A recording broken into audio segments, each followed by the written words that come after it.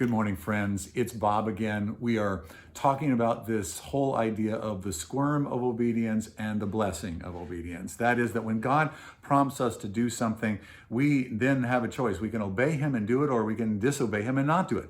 That's kind of how the issue of obedience works. And the Lord continues in the scriptures and by the Spirit to speak to us about our involvement in community, our involvement not just in church meetings, but our involvement in church community, in the lives of others. And so the Lord will prompt us to join a house church, to join a particular ministry and do something. And then what ends up happening is we squirm. We're like, well, I don't know if I can do that. Well, if I feel like that could make me feel inadequate, or I could feel like I felt unsafe, in community with people before, and I can't do that, and I can't do this. And what ends up happening is we squirm when God says, I want you to join community, like that ball guy up front, this one right here, that I continue to call you to join a house church, and God has prompted so many of you to do it, and you haven't.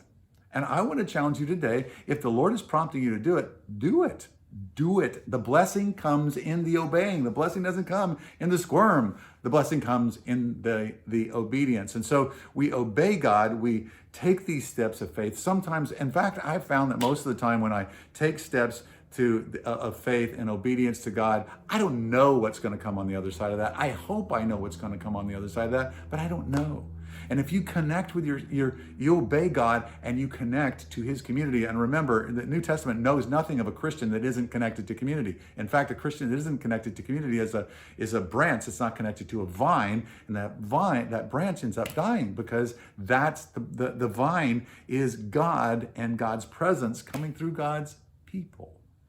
And so the Lord is challenging us to obey Him and to join community, to join a house church, and to connect with people, to let down your guard. So you could actually join something and actually still be staying and holding your cards tight to your chest and not opening up your life and not opening up your heart and letting people in. That's the point. It's not just go and attend another meeting. That's not what I'm saying. I'm saying that God wants you connected vitally with people so that His lifeblood comes through you to them and through them to you. This is part of the way that the Lord feeds us and makes us like Jesus.